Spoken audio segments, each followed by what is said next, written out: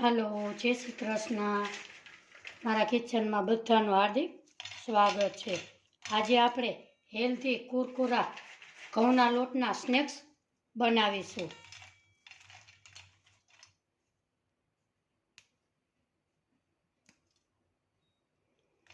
આજની મારી રેસીપી ગમે તો લાઈક, શેર ને સબસ્ક્રાઈબ જરૂરથી કરજો. સૌ પ્રથમ 2 કપ ઘઉંના લોટ લેશું.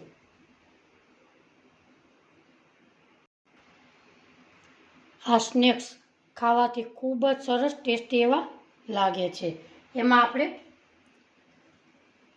અડધો કપ રવો નાખીશું.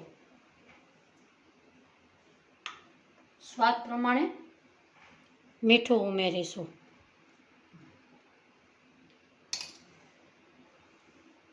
અજમા ઉમેરીશું. એને આપણે હાથેથી આવી રીતે ક્રશ કરી લેશું. અજમાનો ટેસ્ટ ખૂબ જ સરસ સ્નેક્સમાં આવે છે. એમાં નાખીશું આપણે તીખાની ભૂકી,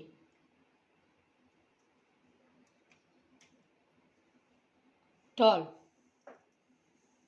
તમે તમારા ટેસ્ટ પ્રમાણે તલ તમે ઉમેરી શકો છો. મીઠા લીમડાના પાંદડા મેં અહીંયા ધોઈ અને કાપી અને કટ કરીને લીધા છે. એની ટેસ્ટ ફ્લેવર ખૂબ જ સરસ આવે છે. હવે આપણે એમાં નાખીશું ઘી ગરમ કરેલું, પીગળેલું ઘી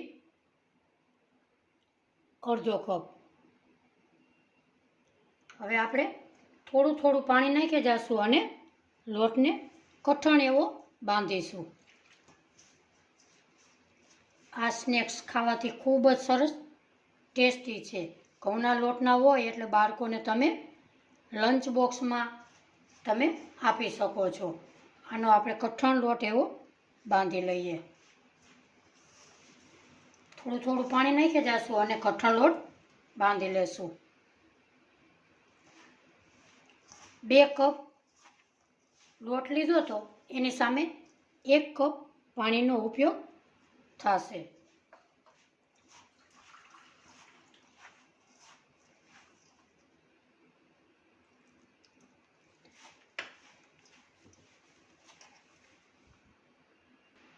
આપણો લોટ સરસ કઠણ બંધાઈ ગયો છે. એમાં નાખીશું ઉપર થોડું તેલ. એને આપણે આવી રીતે મિક્સ કરી લેશું. પછી આ લોટને આપણે ઢાંકી 5-7 મિનિટ રહેવા દેશું.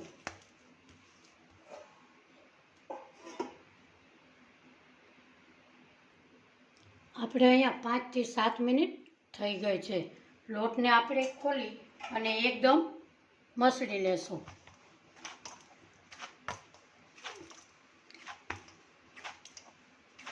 આવી રીતે.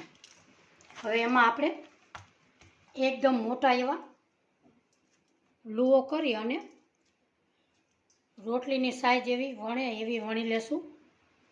આવી રીતે. અહીંયા આપણે એક લોયું લેશું, લોટમાં બોળી લેશું. તમે પાટલી વેલણ ઉપર પણ વણી શકો. આપણે અહીંયા ગેસના ઓટા ઉપર વણીશું.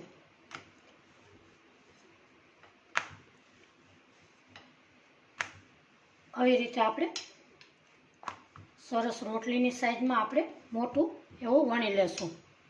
એની આપણે થિકનેસ થોડી એવી જાડી રાખીશું. એને હવે આપણે કટ કરી લઈએ. આપણે ધીમા ગેસ ઉપર તેલ ગરમ કરવા મૂકેલું છે. હવે આવી રીતે આપણે ઊભી ઊભી લાંબી ફિંગરની જેમ કટ કરી લઈએ.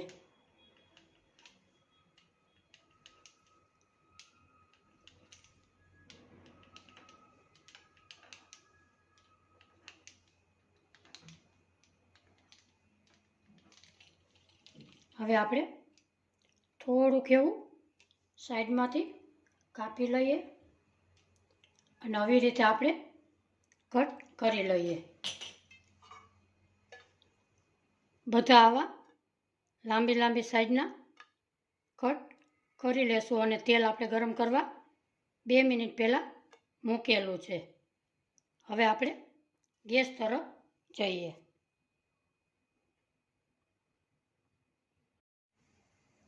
અહીંયા આપણે તેલ ગરમ થઈ ગયું છે. હવે આપણે આ સ્નેક્સને તેલમાં ઉમેરી દઈએ.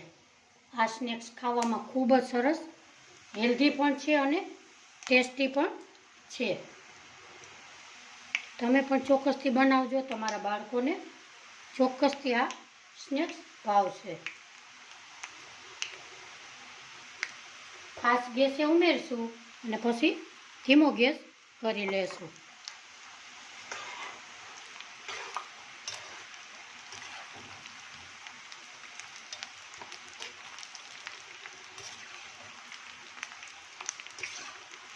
બદામી રંગ થાય ત્યાં સુધી આપણે તળી લઈએ.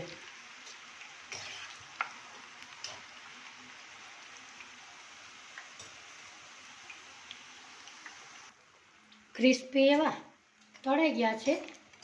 આપણે હવે એક જારમાં કાઢી લઈએ.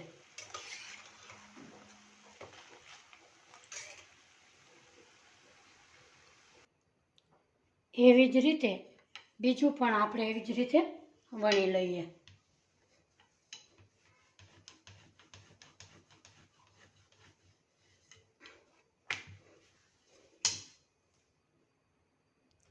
એના પણ આપણે કાપા પાડી લીધા. હવે આને પણ આપણે તળી લઈએ.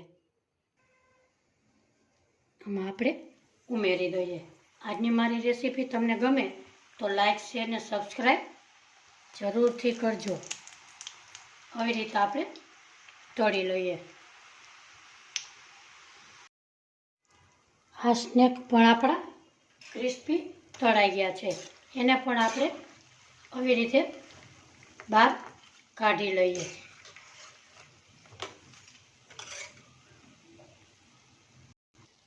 આપણા બધા સ્નેક્સ તળાઈ ગયા છે. હવે આપણે સર્વ કરી લઈએ.